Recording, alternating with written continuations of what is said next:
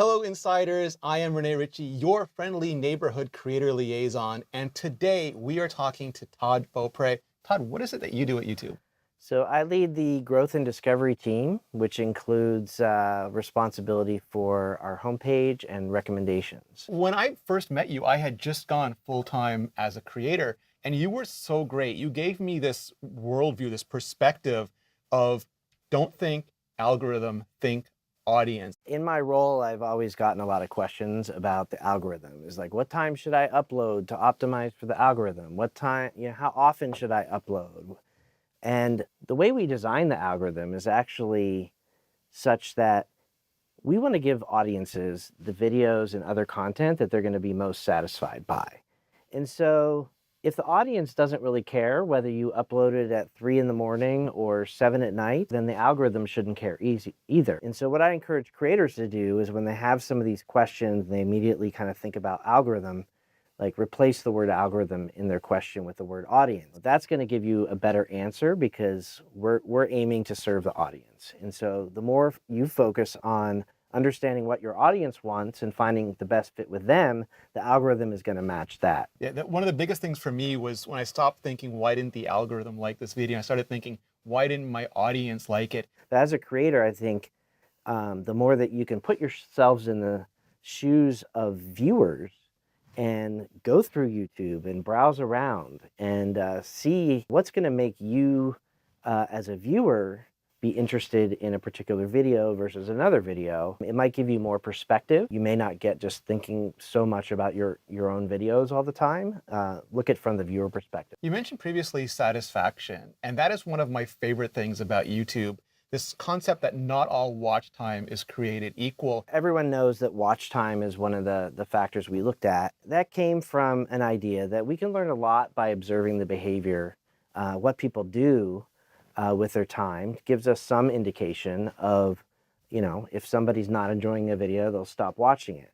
But we also thought that behavior didn't tell the whole story, and that, if there's a case where somebody gets a lot more value out of a video they watch for 5 minutes than another video they watch for 10 minutes, we want to understand that value and represent it when we recommend content.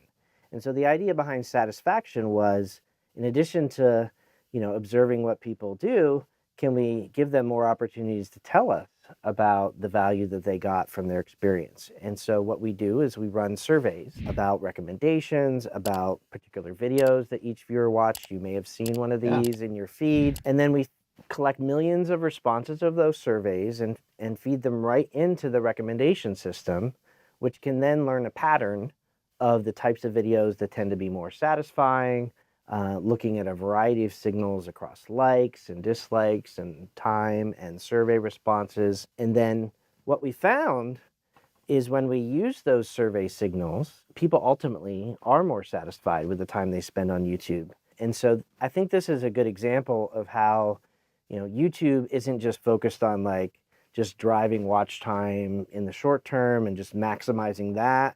We really care about the long term. I think that's something that I dealt with personally too. There was a point where views started going down for me, and I realized that I could up the sensationalism, but at the same time, that would burn out my audience in a way, and it would get me the views that I wanted quickly. It would give me that instant gratification, but it wasn't good for the long-term health of my channel. But I'm curious, are there places where you'd suggest creators look for signals like that? Is it like likes versus dislikes, comments, retention? So as a creator, I would just keep that North Star in mind of you should be thinking about long-term value for your audience. When you're creating your video, think about, oh, well, can this get a lot of views this week? Or is this gonna leave a lasting impression with someone such that they're gonna wanna come back to my channel tomorrow and, maybe even 6 months from now. So build up that long-term relationship with your audience, I think will correlate quite well with satisfaction. For new creators or smaller creators, because when you say the algorithm follows the audience, they worry that they don't have an audience yet for the algorithm to follow. So do we do anything for those creators? Yeah, so we have a team that is specifically focused on this challenge of trying to identify audiences for creators that are just getting started, for videos that we don't have a lot of information about. And so, yeah, with those videos and channels, we do need to try some different approaches. The title, the description. When there are viewers that show up that seems like they might be interested in it, we'll show that video to those viewers and see which of them react. We really want to make sure that there is a path for new creators to get started. It's a metric we track, how many new creators are succeeding on the platform. We're very focused on that. We care a lot about it because we do believe that there's a lot of opportunity there with new creators coming along with new ideas all the time, and we want to help those creators be successful. So one thing I've also heard from you, especially when creators are figuring out their content types, is same audience, same channel, different audience, different channel. But it feels like as creators, we have more options now than ever before. We have the long form, we have live, we also have shorts now that we can put on the same channel, or like it's easier to put on the same channel. Even podcasts recently announced ways to make podcasts more viable on the same channel, multi-language, audio. How do you think about that? Is it still just, do you think, based on topic, based on audience interest? Is it something you think we have to test more? Same audience, same channel means if the content you're uploading you think would appeal to the same audience, you should just stick with the same channel. Yeah. If the content you're uploading appeals to a different audience, then you might want to have a different channel. In the multi-format, multi-language world, we are looking for ways to make it easier for creators to manage their channels. And multi-track audio, we think that if you're really producing the same content, might as well make it easy to just do that within one video, as opposed to having to upload separate videos and for everyone. And so we are seeing creators start to move their separate channels for different languages into the same channel, and that seems to be working quite well for them. In the multi-format space of shorts and long form and podcasts, if you think it's the same audience, it helps us to put it in the same channel, because then when a viewer goes across formats, we can leverage the fact that, oh, well, they watch this channel in shorts, so let's see if they might be interested in the long form. Makes it easier. And I would encourage creators to maybe experiment, maybe try it in the same channel, see what the reaction of your existing audience is. And if it's not performing as well, maybe just try a different channel and see if that works better. Also, as a creator, I think we've almost put together like these different spaces, so I'm not as stressed about testing it.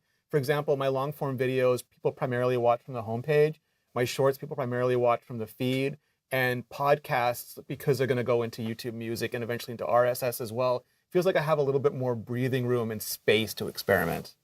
Yeah, it's all about enabling both that kind of opportunity for experimentation, but also opportunity for connection across formats. So how do you see discovery continuing to evolve on YouTube? What are the challenges? What are the opportunities? And what excites you most about what you're doing now? Yeah, I mean, the great thing about this space is that I feel like, it's definitely not solved. Like we're not able to read every viewer's mind and understand exactly what they're going to want. There's still lots of opportunities for us to make the recommendations better. Some of the things that excite me in this space include things like the new technology we're seeing emerging with what are referred to as large language models, much bigger, machine learning representations of the world even, that can make the understanding of content and the world much more nuanced. And so that we're exploring how to apply those to recommendations to improve the quality there. Still have a lot of work to do within multi-format